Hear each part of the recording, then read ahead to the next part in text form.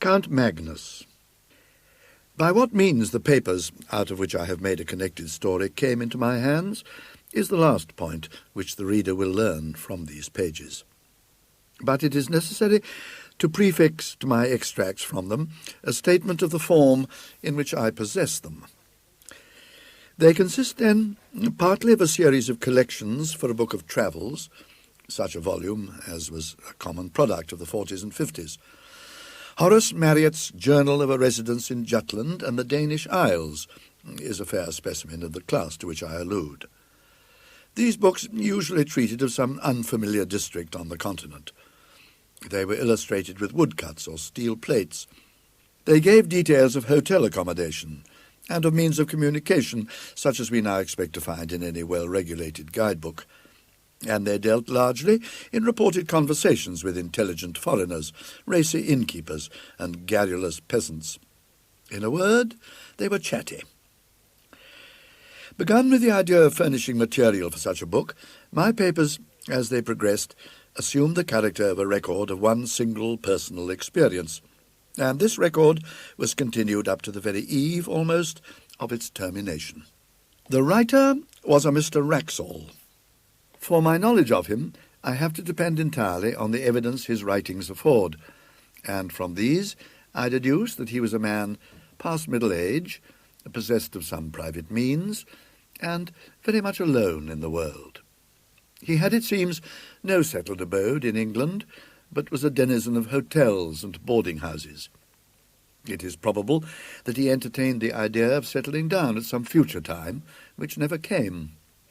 And I think it also likely that the Pantechnicon fire in the early 70s must have destroyed a great deal that would have thrown light on his antecedents, for he refers once or twice to property of his that was warehoused at that establishment.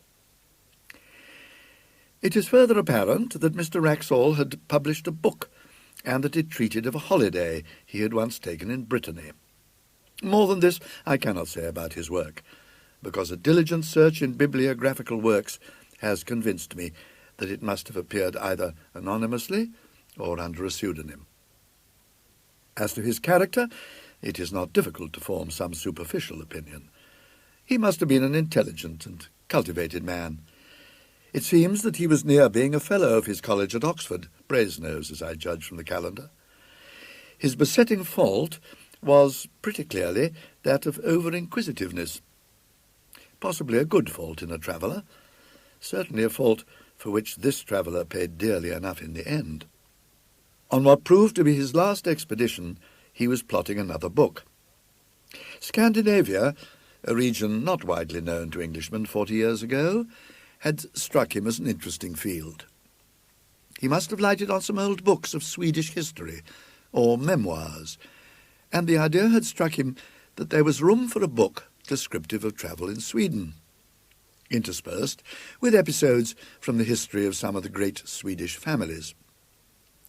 He procured letters of introduction, therefore, to some persons of quality in Sweden, and set out thither in the early summer of 1863.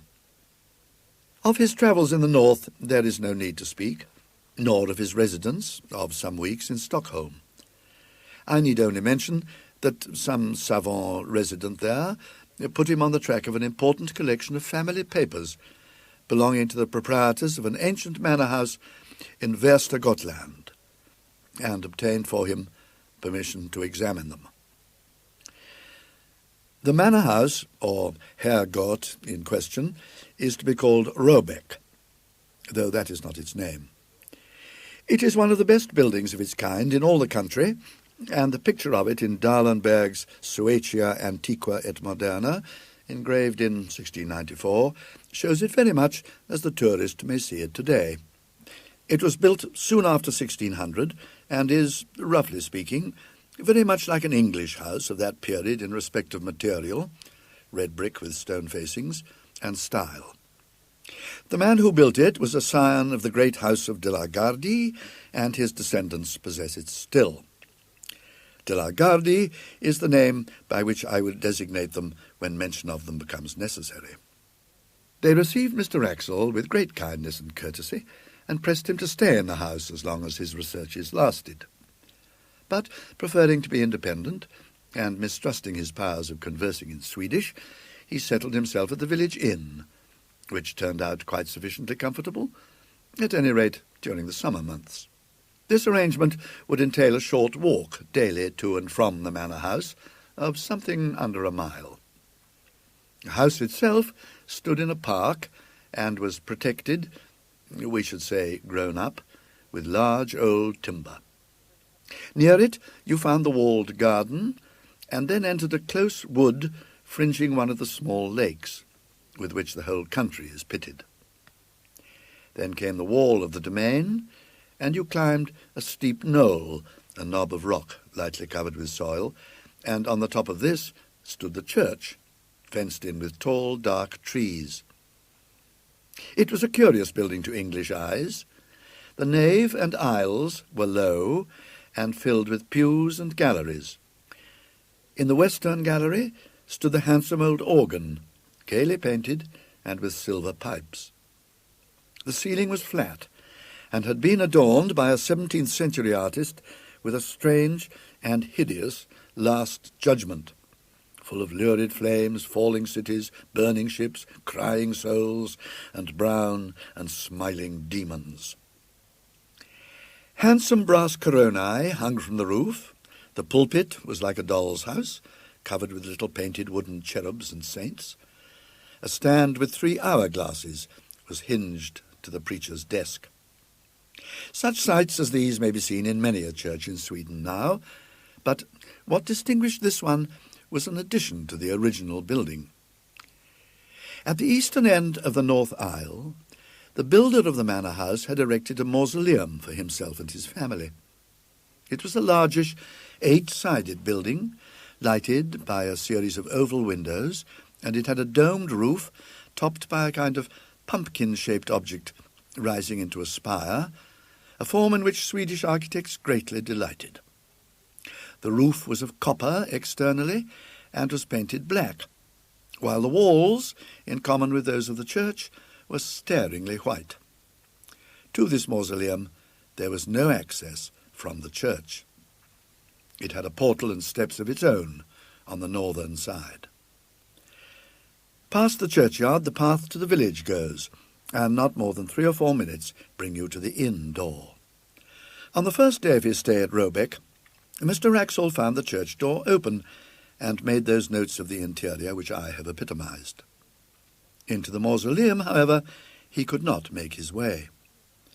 He could, by looking through the keyhole, just descry that there were fine marble effigies and sarcophagi of copper, and a wealth of armorial ornament, which made him very anxious to spend some time in investigation.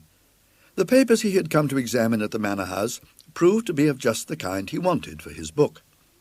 There were family correspondence, journals, and account books of the earliest owners of the estate, very carefully kept and clearly written, full of amusing and picturesque detail.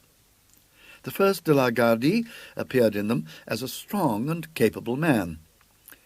Shortly after the building of the mansion there had been a period of distress in the district, and the peasants had risen and attacked several chateaux and done some damage.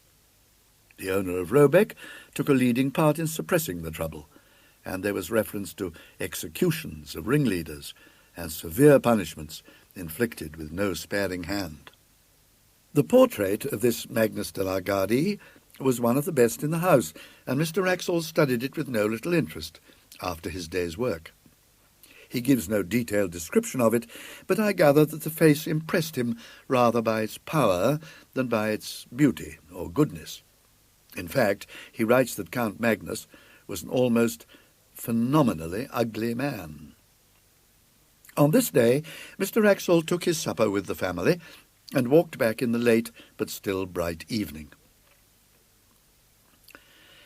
"I must remember," he writes, "to ask the sexton if he can let me into the mausoleum at the church. He evidently has access to it himself, for I saw him tonight standing on the steps, and, as I thought, locking or unlocking the door." I find that early on the following day Mr. Rexel had some conversation with his landlord. His setting it down at such length as he does surprised me at first. But I soon realized that the papers I was reading were, at least in their beginning, the materials for the book he was meditating, and that it was to have been one of those quasi-journalistic productions which admit of the introduction of an admixture of conversational matter. His object, he says, was to find out whether any traditions of Count Magnus de la Gardie lingered on in the scenes of that gentleman's activity, and whether the popular estimate of him were favourable or not. He found that the Count was decidedly not a favourite. If his tenants came late to their work on the days which they owed to him as lord of the manor, they were set on the wooden horse or flogged and branded in the manor house yard. One or two cases there were of men who had occupied lands which encroached on the lord's domain, and whose houses had been mysteriously burnt on a winter's night, with the whole family inside. But what seemed to dwell on the innkeeper's mind most, for he returned to the subject more than once, was that the Count had been on the Black Pilgrimage, and had brought something, or someone, back with him. You will naturally inquire, as Mr. Rexel did, what the Black Pilgrimage may have been. But your curiosity on the point must remain unsatisfied for the time being, just as his did. The landlord was evidently unwilling to give a full answer, or indeed any answer on the point, and being called out for a moment, trotted off with obvious alacrity, only putting his head in at the door a few minutes afterwards to say that he was called away to Skara, and should not be back till evening. So Mr. Rexel had to go unsatisfied to his day's work at the manor house. The papers on which he was just then engaged soon put his thoughts into another channel, for he had to occupy himself with glancing over the correspondence between Sophia Albertina in Stockholm and her married cousin Ulrika Leonora at Robec in the years 1705 to 1710. The letters were of exceptional interest from the light they threw upon the culture of that period in Sweden, as anyone can testify who has read the full edition of them in the publications of the Swedish Historical Manuscripts Commission. In the afternoon he had done with these, and after returning the boxes in which they were kept to their places on the shelf, he proceeded, very naturally, to take down some of the volumes nearest to them, in order to determine which of them had best be his principal subject of investigation next day. The shelf he had hit upon was occupied mostly by a collection of account books in the writing of the first Count Magnus. But one among them was not an account book, but a book of alchemical and other tracts in another 16th century hand. Not being very familiar with alchemical literature, Mr. Rexel spends much space, which he might have spared, in setting out the names and beginnings of the various treatises: the Book of the Phoenix, Book of the 30 Words, Book of the Toad, Book of Miriam, Turba Philosophorum, and so forth. And then he announces with a good deal of circumstance his delight at finding, on a leaf originally left blank near the middle of the book, some writing of Count Magnus himself, headed Liber Nigrae Peregrinationis. It is true that only a few lines were written, but there was quite enough to show that the landlord had that morning been referring to a belief at least as old as the time of Count Magnus, and probably shared by him. This is the English of what was written. If any man desires to obtain a long life, if he would obtain a faithful messenger and see the blood of his enemies, it is necessary that he should first go into the city of Karazin and there salute the prince. Here there was an erasure of one word, not very thoroughly done, so that Mr. Rexel felt pretty sure that he was right in reading it as aeris, of the air. But there was no more of the text copied, only a line in Latin, quare reliqua huius materiae inter secretiora. See the rest of this matter among the more private things. It could not be denied that this threw a rather lurid light upon the tastes and beliefs of the Count, but to Mr. Rexel, separated from him by nearly 3 centuries, the thought that he might have added to his general forcefulness alchemy, and to alchemy something like magic, only made him a more picturesque figure, And when, after a rather prolonged contemplation of his picture in the hall, Mr. Rexel set out on his homeward way, his mind was full of the thought of Count Magnus. He had no eyes for his surroundings, no perception of the evening scents of the woods or the evening light on the lake. And when all of a sudden he pulled up short, he was astonished to find himself already at the gate of the churchyard, and within a few minutes of his dinner. His eyes fell on the mausoleum. "Ah," he said, "Count Magnus, there you are. I should dearly like to see you." "Like many solitary men," he writes, "I have a habit of talking to myself aloud, and unlike some of the Greek and Latin particles, I do not expect an answer." Certainly, and perhaps fortunately in this case, there was neither voice nor any that regarded. Only the woman, who, I suppose, was cleaning up the church, dropped some metallic object on the floor, whose clang startled me. Count Magnus, I think, sleeps sound enough. That same evening the landlord of the inn, who had heard Mr. Rexel say that he wished to see the clerk or deacon, as he would be called in Sweden, of the parish, introduced him to that official in the inn parlour. A visit to the de la Gardie tomb house was soon arranged for the next day, and a little general conversation ensued. Mr. Rexel, remembering that one function of Scandinavian deacons is to teach candidates for confirmation, thought he would refresh his own memory on a biblical point. "Can you tell me," he said, "anything about Chorazin?" The deacon seemed startled, but readily reminded him how that village had once been denounced. "To be sure," said Mr. Rexel. "It is, I suppose, quite a ruin now?" "So I expect," replied the deacon. "I have heard some of our old priests say that Antichrist is to be born there, and there are tales—" "Ah, what tales are those?" Mr. Rexel put in. "Tales, I was going to say, which I have forgotten," said the deacon, and soon after that he said good night. The landlord was now alone and at Mr. Rexel's mercy, and that inquirer was not inclined to spare him. "Herr Nielsen," he said, "I have found out something about the Black Pilgrimage. You may as well tell me what you know. What did the Count bring back with him?" Swedes are habitually slow, perhaps, in answering, or perhaps the landlord was an exception. I am not sure. But Mr. Rexel notes that the landlord spent at least 1 minute in looking at him before he said anything at all. Then he came close up to his guest, and with a good deal of effort he spoke. "Mr. Rexel, I can tell you this one little tale, and no more, not any more. You must not ask anything when I have done. In my grandfather's time, that is 92 years ago, there were 2 men who said, 'The Count is dead, we do not care for him, we will go tonight and have a free hunt in his wood,' the long wood on the hill that you have seen behind Robec. Well, those that heard them say this, they said, 'No, do not go. We are sure you will meet with persons walking who should not be walking. They should be resting, not walking.' These men laughed. There were no forest men to keep the wood, because no one wished to hunt there. The family were not here at the house. These men could do what they wished.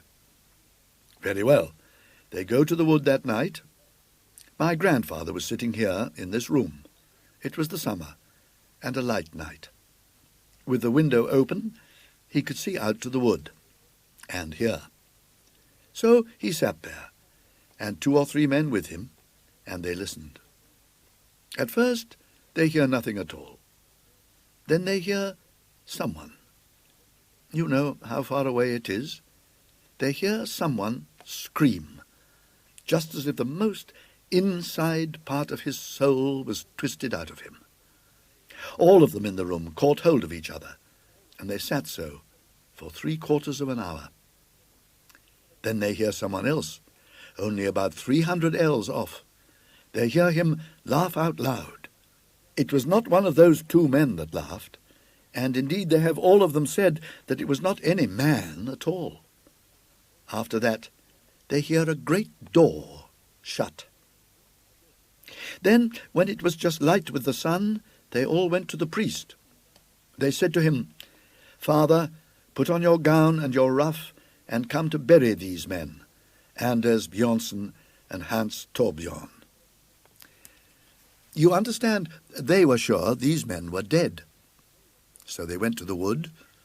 My grandfather never forgot this. He said they were all like so many dead men themselves. The priest, too, he was in a white fear. He said, when they came to him, "I heard one cry in the night, and I heard one laugh afterwards.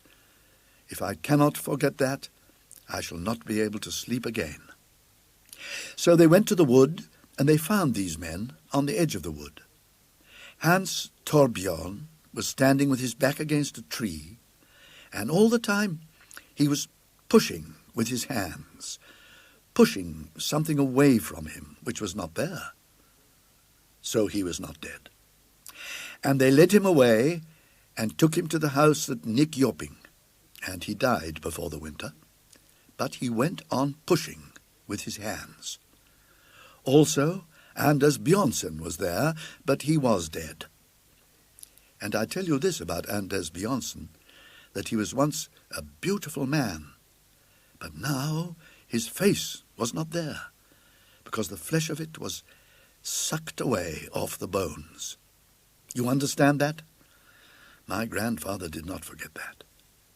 And they laid him on the bier which they brought, and they put a cloth over his head, and the priest walked before, and they began to sing the psalm for the dead as well as they could. So, as they were singing the end of the first verse, one fell down, who was carrying the head of the bier, and the others looked back, and they saw the cloth had fallen off, and the eyes of Anders Björnsson were looking up, because there was nothing to close over them. And this they could not bear. Therefore the priest laid the cloth upon him, and sent for a spade, and they buried him in that place. The next day Mr. Rexel records that the deacon called for him soon after his breakfast and took him to the church and mausoleum. He noticed that the key of the latter was hung on a nail just by the pulpit, and it occurred to him that, as the church door seemed to be left unlocked as a rule, it would not be difficult for him to pay a second and more private visit to the monuments, if there proved to be more of interest among them than could be digested at first. The building, when he entered it, he found not unimposing.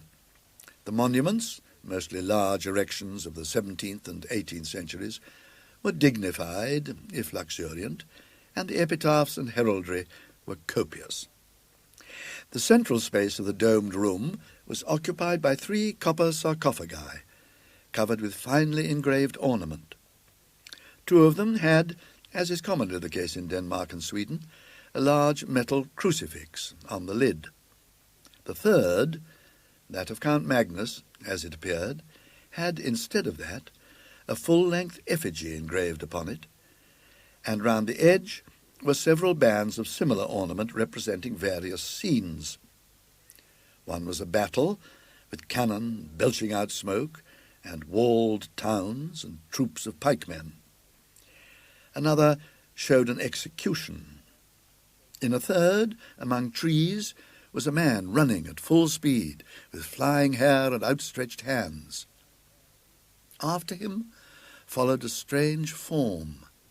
It would be hard to say whether the artist had intended it for a man and was unable to give the requisite similitude, or whether it was intentionally made as monstrous as it looked.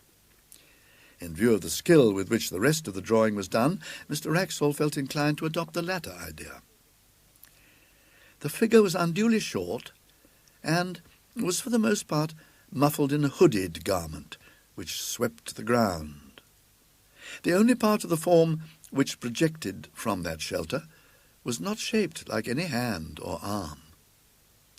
Mr. Rexel compares it to the tentacle of a devilfish, and continues, On seeing this, I said to myself, this then, which is evidently an allegorical representation of some kind, a fiend pursuing a hunted soul, may be the origin of the story of Count Magnus and his mysterious companion. Let us see how the huntsman is pictured. Doubtless it will be a demon blowing his horn. But as it turned out, there was no such sensational figure, only the semblance of a cloaked man on a hillock, who stood leaning on a stick, and watching the hunt with an interest which the engraver had tried to express in his attitude. Mr. Rexel noted the finely worked and massive steel padlocks, 3 in number, which secured the sarcophagus. One of them, he saw, was detached and lay on the pavement. And then, unwilling to delay the deacon longer or to waste his own working time, he made his way onward to the manor house. It is curious, he notes, how on retracing a familiar path one's thoughts engross one to the absolute exclusion of surrounding objects. Tonight, for the second time, I had entirely failed to notice where I was going. I had planned a private visit to the tomb house to copy the epitaphs, when I suddenly, as it were, awoke to consciousness and found myself, as before, turning in at the churchyard gate, and, I believe, singing or chanting some such words as, "Are you awake, Count Magnus? Are you asleep, Count Magnus?" And then something more, which I have failed to recollect. It seemed to me that I must have been behaving in this nonsensical way for some time. He found the key of the mausoleum where he had expected to find it, and copied the greater part of what he wanted. In fact, he stayed until the light began to fail him. "I must have been wrong," he writes, "in saying that one of the padlocks of my count's sarcophagus was unfastened. I see tonight that 2 are loose. I picked both up and laid them carefully on the window ledge, after trying unsuccessfully to close them. The remaining one is still firm, and though I take it to be a spring lock, I cannot guess how it is opened. Had I succeeded in undoing it, I am almost afraid I should have taken the liberty of opening the sarcophagus. It is strange, the interest I feel in the personality of this, I fear, somewhat ferocious and grim old noble." The day following was, as it turned out, the last of Mr. Rexel's stay at Robec. He received letters connected with certain investments, which made it desirable that he should return to England. His work among the papers was practically done, and travelling was slow. He decided, therefore, to make his farewells, put some finishing touches to his notes, and be off. These finishing touches and farewells, as it turned out, took more time than he had expected. The hospitable family insisted on his staying to dine with them. They dined at 3, and it was verging on 6:30 before he was outside the iron gates of Robec. He dwelt on every step of his walk by the lake, determined to saturate himself, now that he trod it for the last time, in the sentiment of the place and hour. And when he reached the summit of the churchyard knoll, he lingered for many minutes, gazing at the limitless prospect of woods near and distant, all dark beneath a sky of liquid green. When at last he turned to go, the thought struck him that surely he must bid farewell to Count Magnus, as well as the rest of the de la Gardies. The church was but 20 yards away, and he knew where the key of the mausoleum hung. It was not long before he was standing over the great copper coffin, and, as usual, talking to himself aloud. "You may have been a bit of a rascal in your time, Magnus," he was saying, "but for all that I should like to see you. Or rather, just at that instant," he says, "I felt a blow on my foot. Hastily enough I drew it back, and something fell on the pavement with a clash. It was the 3rd, the last of the 3 padlocks which had fastened the sarcophagus. I stooped to pick it up, and Heaven is my witness that I am writing only the bare truth. Before I had raised myself, there was a sound of metal hinges creaking, and I distinctly saw the lid shifting upwards. I may have behaved like a coward, but I could not for my life stay for one moment. I was outside that dreadful building in less time than I can write, almost as quickly as I could have said, the words. And what frightens me yet more, I could not turn the key in the lock. As I sit here in my room, noting these facts, I ask myself, it was not 20 minutes ago, whether that noise of creaking metal continued, and I cannot tell whether it did or not. I only know that there was something more than I have written that alarmed me, but whether it was sound or sight, I am not able to remember. What is this that I have done? Poor Mr. Rexel. He set out on his journey to England on the next day, as he had planned, and he reached England in safety. And yet, as I gather from his changed hand and inconsequent jottings, a broken man. One of several small notebooks that have come to me with his papers gives not a key to, but a kind of inkling of, his experiences. Much of his journey was made by canal boat, and I find not less than 6 painful attempts to enumerate and describe his fellow passengers. The entries are of this kind. 24. Pastor of village in Skåne, usual black coat and soft black hat. 25. Commercial traveller from Stockholm, going to Trollhättan, black cloak, brown hat. 26. Man in long black cloak, broad-leaved hat, very old-fashioned. This entry is lined out, and a note added, perhaps identical with number 13. Have not yet seen his face. On referring to number 13, I find that he is a Roman priest in a cassock. The net result of the reckoning is always the same. 28 people appear in the enumeration, one being always a man in a long black cloak and broad hat, and the other a short figure in dark cloak and hood. On the other hand, it is always noted that only 26 passengers appear at meals, and that the man in the cloak is perhaps absent, and the short figure is certainly absent. On reaching England, it appears that Mr. Rexel landed at Harwich, and that he resolved at once to put himself out of reach of some person or persons whom he never specifies, but whom he had evidently come to regard as his pursuers. Accordingly, he took a vehicle, it was a closed fly, not trusting the railway, and drove across country to the village of Belgium St. Paul. It was about 9 o'clock on a moonlight August night when he neared the place. He was sitting forward and looking out of the window at the fields and thickets, there was little else to be seen, racing past him. Suddenly he came to a crossroad. At the corner, 2 figures were standing motionless. Both were in dark cloaks. The taller one wore a hat, the shorter a hood. He had no time to see their faces, nor did they make any motion that he could discern. Yet the horse shied violently and broke into a gallop, and Mr. Rexel sank back into his seat in something like desperation.